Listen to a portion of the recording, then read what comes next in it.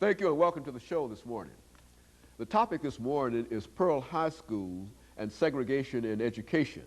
And we're fortunate to have with us to talk about Pearl High School and segregation in education, Miss LWynn, who is a member of the Tennessee Historical Commission. And of course with Miss Wynn is Miss Epperson, who is not only an alumni of Pearl High School, but she's also connected with a pharmaceutical organization known as Roche. Is that correct, Ms. Epperson? Roche Laboratories. Roche Laboratories, and we believe that we would get that wrong, Ms. Epperson, but nevertheless, I think we're off to a start here. But first of all, Ms. Wynn, let's have you and Ms. Epperson to give us some information about your background and your education and some of the things that were important in your different careers and leading you to where you are today. Let's start with you, Ms. Wynn, and later get the same basic kind of information from Ms. Epperson. I'm a native Nashvilleian. I graduated from Pearl High School in 1966. I attended and graduated from Tennessee State University. I have degrees in history and also public administration. I am a member of the staff of the Tennessee Historical Commission, where I serve as Assistant Director for State Programs.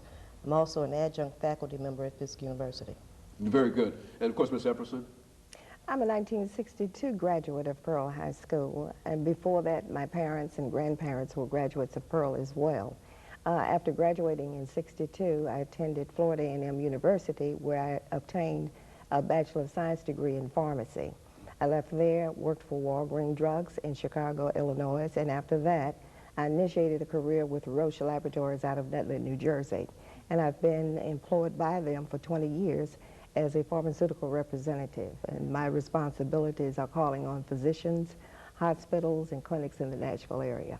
Very good. You know, I think, Ms. Wynn, what we have here dealing with Pearl High School and segregation in education, the belief on the part of many people that such institutions as Pearl High School and some of the other high schools stretched throughout the southern parts of the United States especially, were entities that were somehow separated from everything else. And what we'd like to do today is to have you to talk about Pearl High School within the framework of segregation in education during the time. And let's talk about it from that perspective, and then have Ms. Epperson to give us some information about Pearl itself. Let's talk about Pearl High School and segregation in education. Okay, let's go back to the beginning of what I call Pearl School. Pearl actually began in 1883 as an elementary school.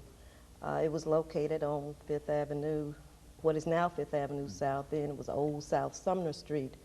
It was located in a brand new two-story brick building, and it was named for Joshua Pearl, the first superintendent of Nashville's public schools. It became a high school during the academic year of 1897-98, which is a year to 2 years after Plessy versus Ferguson, which was a Supreme Court case that sanctioned separate but equal, or as I like to say, separate and unequal. Pearl started out as a school for blacks within that context. Even prior to it becoming a high school in 1883, it was a segregated institution.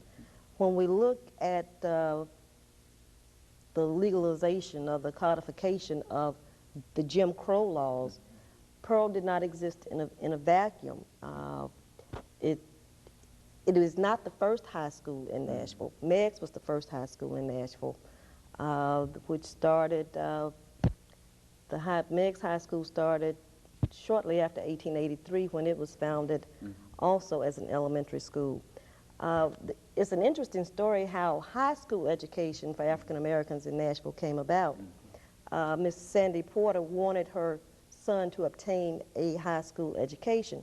During that time period, when blacks finished the 8th grade, their education was virtually over. But she wanted her son to obtain a high school education, and she tried to enroll him in what was called Fogg School at the time. That was around 1886. Now, it's interesting because the city council, through the leadership of James Napier, had established a resolution to give blacks a high school education in 1884. But they did not act on that resolution until after the African American community began to assert its willingness to obtain an education for their children. So subsequently after that, in September of 1886, Superintendent Caldwell reported that blacks could obtain an education, and that could be handled through the founding of or extending the education at Meigs. During that time, Meigs had the 9th and 10th grades, and when they initiated the high school, they added the 11th grade. Pearl, throughout its history, within the confines of segregation, has been an illustrious school. It's been one of the leaders on the educational landscape, not only in Nashville, but also throughout the nation. The late former J.C. Hull said it was one of the first comprehensive high schools in Nashville, and it certainly competed nationally. It was within the realms of such schools as Dunbar in Washington. It was recognized nationally. It had a very dedicated faculty.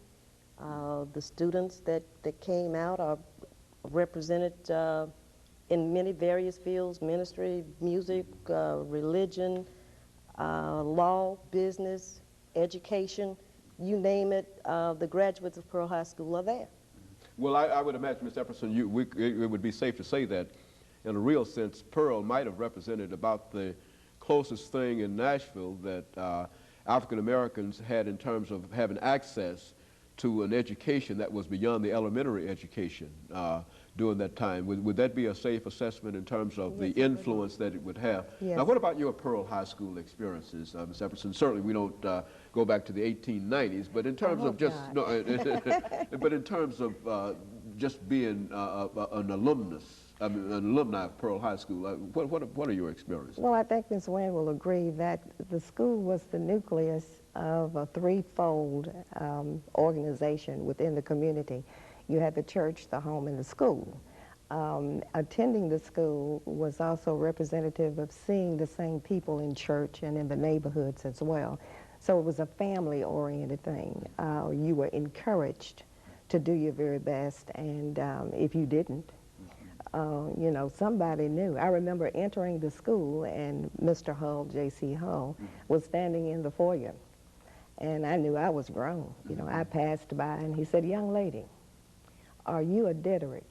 And I stopped. I said, "Yes." "How do you know?" He said, "I know your whole family. Be careful." It was that kind of atmosphere. You know, you were respectful of your peers, of the instructors there. They did everything they could to encourage you to pursue whatever area you were interested in. The science department was very strong. So was the history department, the English department. The whole school was very strong.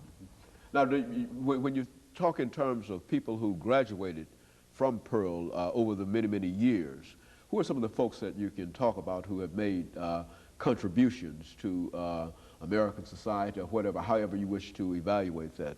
Some of the, I guess we're looking for some of the important Pearl alumnus during the period. I can think of several from my era, I would say. We have a minister from our class. Let me see if I can get it all right. Lois Ann Pogue is her maiden name. Lois Ann Pogue received a doctorate degree in communication and in the ministry in the same year from Howard University. She was the first female delegate for her convention. It was held in Florida several years ago, and she is the pastor of her own church in the Chicago area. We also have a semi-pro golfer who makes many of the circuits, and I can't think of his name offhand. I don't think it's important necessarily that we have people who were in the spotlight as it is that people... Let me interrupt you here, Ms. Epperson, as we take our first commercial break, and we'll be back with you following this commercial break. Yep.